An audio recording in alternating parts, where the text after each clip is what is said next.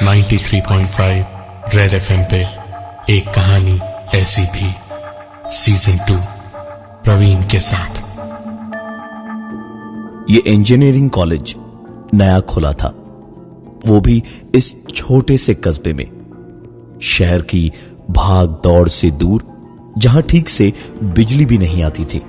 वहां पर एक नया प्राइवेट इंजीनियरिंग कॉलेज न सिर्फ शहर से यहां एक नई सोच लाता, बल्कि एक रास्ता भी बनाता छोटे शहर से बड़ी दुनिया की ओर।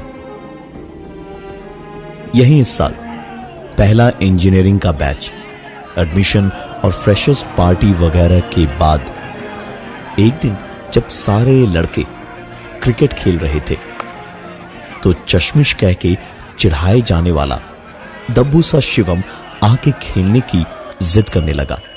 उसे खिलाया तो गया, लेकिन सिर्फ फील्डिंग करवाने को। एक शॉट लगा तो बॉल जाकर सीधा उस घर के अंदर गिरी जो कॉलेज के मैदान के ठीक जरा सा ही बाहर था। शिवम को इशारा किया गया कि जा बॉल लेकर आ जाए, पर वो अकेले जाने को कतई तैयार नहीं था। लिहाजा उसके साथ विकी भी गया। दोनों ने पहले बाहर ही गेंद ढूंढी, लेकिन वहां मिली नहीं तो अंदर गए। अंदर घुस के उन्होंने खुद को एक बड़े से कमरे में पाया जो बाहर की चिलचिलाती धूप और भयानक गर्मी में भी बेहद सुकून देने जैसा ठंडा था। विकी ने इधर उधर बॉल को ढूंढा और ढूंढते हुए ऐसे ही एक धुन सीटी की बजाई।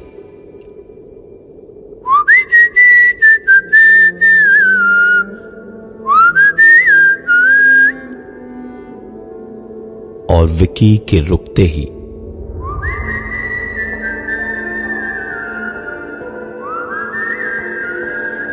विकी ने सुनते ही शिवम से कहा, ए चश्मिश, तूने सुना? शिवम ने पलट के पूछा, क्या? विकी ने फिर सीटी बजाई।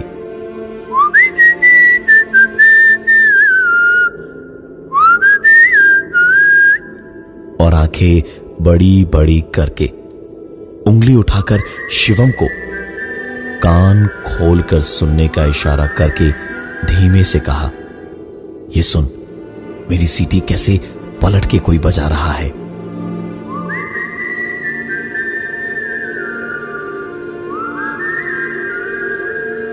सीटी एक बार फिर गूंजी और विकी ने शिवम से कहा, मैंने इस मकान के बारे में सुना है कि यहां काफी साल पहले एक ऐसी औरत रहती थी जिसका उसके पति को मारने के बाद यह मकान उससे छीन लिया गया था, और जब उसके 18 साल के बेटे को उसकी आंखों के सामने मार दिया गया तो उसने इसी मकान में आत्महत्या करके कहा कि वो हमेशा यहीं रहेगी अपने बेटे के साथ। शिवम ने विक्की की पूरी कहानी सुनी और फिर हंसते हुए कहने लगा, अरे विक्की भैया, आप भूत प्रेतों की कहानी बहुत गजब बनाते हैं। बॉल ढूंढिए, वरना लड़के हम लोगों को भूत बना देंगे बाहर। शिवम की बात खत्म भी नहीं हुई थी कि एक आवाज दोनों ने सुनी।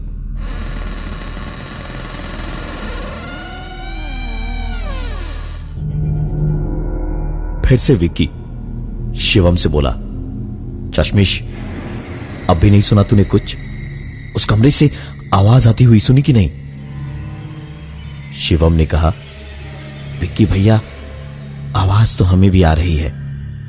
विक्की ने उसके बाद कुछ बोला नहीं, लेकिन डरते डरते उस कमरे की ओर दबे कदमों से बढ़ने लगा।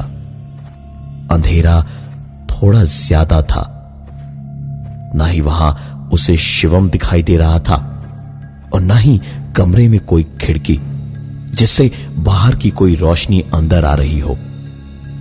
विक्की जैसे ही दरवाजे के पास पहुंचकर अंदर झांकने गया तो किसी ने उसे जोर का एक धक्का मारा और वो सीधा कमरे के अंदर गिरा। दरवाजा उसके पीछे से वैसी ही आवाज करता हुआ बंद हुआ। विक्की बुरी तरह चीखने चिल्लाने लगा और उसी के बीच में उसकी आवाज को एकदम से चुप करवाती हुई एक आवाज विक्की के कानों में गूंजी। शोर मत मचाओ यार। विक्की तुरंत चुप हो गया और उसने शिवम से कहा, अबे तूने कुछ सुना? इसका जवाब देने का तरीका सुनकर विक्की तो जैसे आसमान से गिरा। शिवम ने उससे कहा, देखो विक्की भैया, हम बहुत डरते हैं भूत प्रेतों से। रात को ना हम अकेले नहीं सो पाएंगे तो तुम्हारी भी नींद हम खराब कर देंगे। बता ही दे रहे हैं, बॉल हमको मिल गई है। अब चलो यहां से, फर्जी में हमको डराइए मत, समझे? शिवम बॉल को हाथ में लिए हुए वहां से बाहर निकला और पीछे पीछे विक्की भी। बाहर आकर दोनों ने देखा कि अंधेरा हो चुका था। सारे लड़के वापस जा चुके थे। विक्की अपने हॉस्टल के रास्ते निकल पड़ा और शिवम अपने रास्ते हो लिया। देर रात खाने पीने के बाद रोज की तरह विक्की पढ़ने बैठा तो कुछ पढ़ते पढ़ते उसने उसको रट्टा मारना शुरू किया और रट्टा मार के पढ़ते पढ़ते विक्की के कानों में एक बार फिर वही आवाज साफ साफ सुनाई दी। कहा था ना, शोर मत मचाओ। विक्की तुरंत पलटा, लेकिन उसके पीछे या अगल बगल कोई नहीं था। विक्की जानता था कि उसे कोई वहम नहीं हुआ था। उसने सचमुच कुछ सुना था। किसी के कुछ बोलने की एक हवा सी अपने कानों पर उसने महसूस भी की थी, लेकिन नई जगह थी और शाम को उस घर से निकलने के बाद से ही कुछ अजीब सा लग रहा था उसे। तो शायद ये सब कुछ उसका वहम भी हो सकता था। वापस पलटकर जब किताब की ओर देखा तो एक लाइन उस नई किताब जिसमें कहीं कोई दाग नहीं था अंडरलाइन की हुई थी और उस लाइन में लिखा था, it is gravity because of which anything that goes up comes down. Vicky थोड़ा गुस्साया और काफी चिढ़ा हुआ था। नींद आ नहीं रही थी उसे। उसने सामने पड़ी हुई बॉल उठाई और उछालने लगा। बॉल ऊपर उछाली और ग्रेविटी वाली बात बोलते हुए वापस कैच करके हंसने लगा। It is gravity because of which anything that goes up comes down. उसने फिर बॉल उछाली और कैच किया। फिर से बॉल उछाली, लेकिन इस बार बॉल वापस नीचे नहीं आई। विक्की ने इधर उधर देखा, बॉल कहीं नहीं दिखी। विक्की झुक करके नीचे बॉल ढूंढ ही रहा था जब एक बार फिर उसके कानों के पास वही आवाज आई, शोर हो रहा है, खेलो मत यहां। विक्की की रगों में दौड़ता खून बर्फ सा बन गया था। वो चादर सर तक ओढ़कर मुंह ढककर चुपचाप लेट गया और चादर के अंदर सिर्फ उसकी सांसों की आवाज गूंज रही थी। लेकिन इन सांसों की आवाज के बीचों बीच एक आवाज और गूंजी। वो बॉल जो अभी तक नीचे नहीं गिरी थी, वो अब नीचे गिरी।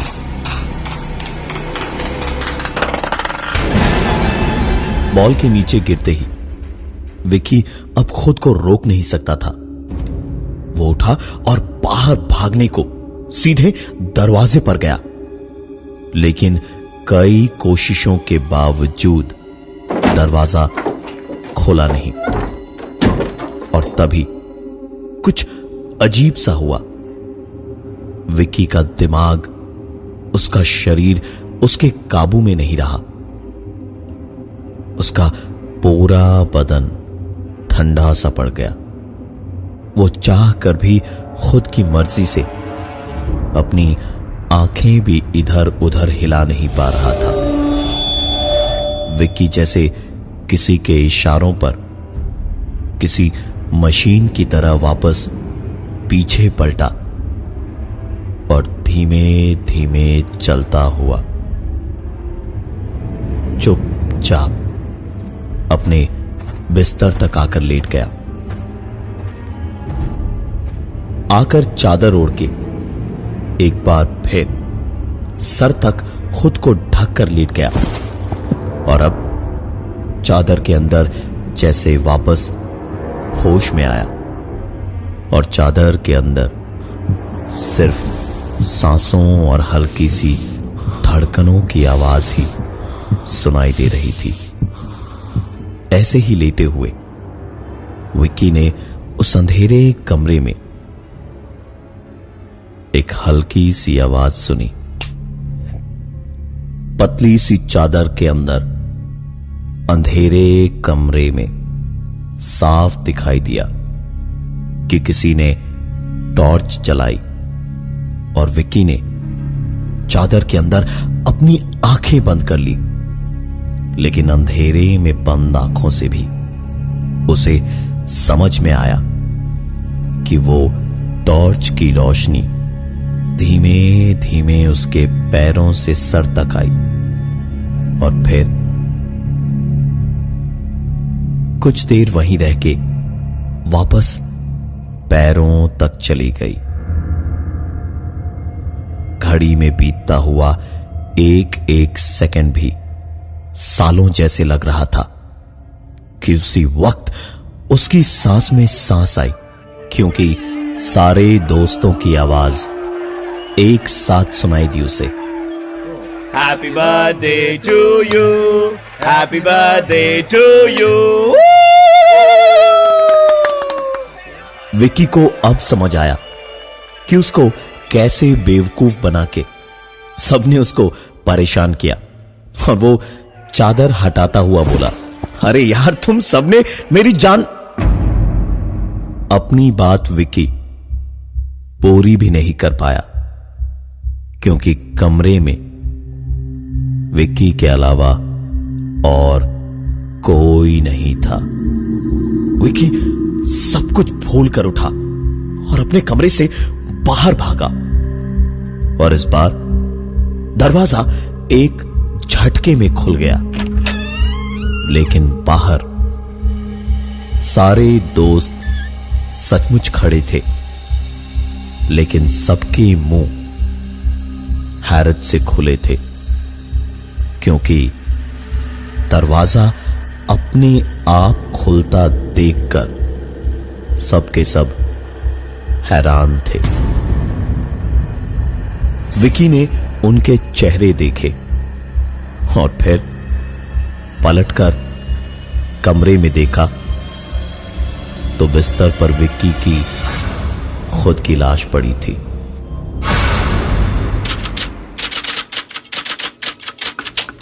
परेशान किए हुए था। विकास को ये बात सुनने के बाद अपनी जिंदगी के इन आखिरी पलों में सब कुछ समझ आ गया। शिवम उन दोनों लड़कों के साथ उस घर में घुसा था और साहिल के साथ भी। शिवम ही साहिल के पास खुद उसे पूरी बात बताने आया और शिवम या कोई भी इंसान कहानी सिर्फ वहीं तक बता सकता था जहां विक्की या वो दूसरा अपने रूम तक पहुंचा था, लेकिन उसने पलटकर अपनी लाश देखी, ये तो सिर्फ खुद कोई आत्मा ही बता सकती थी। साहिल वहां से चीखता हुआ बाहर दरवाजे को जोर की आवाज से तोड़ता हुआ निकला और कॉरिडोर में पागलों की तरह भागता रहा। लेकिन दूसरी तरफ से लोग आते रहे और अचानक साहिल ने देखा उसके कमरे के दरवाजे पर लोगों की भीड़ जमा थी। वापस धीमे कदमों से अपने कमरे की तरफ जाकर साहिल ने देखा तो पाया कि उसकी लाश बिस्तर पर पड़ी थी, चादर में लिपटी हुई। टाइपराइटर के कागज हवा में फड़फड़ा रहे थे और एक टॉर्च जमीन पर पड़ी इधर से उधर लुढ़क रही थी।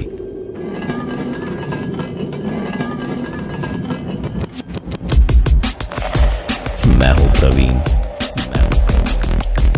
और ये थी आज की एक कहानी ऐसी थी।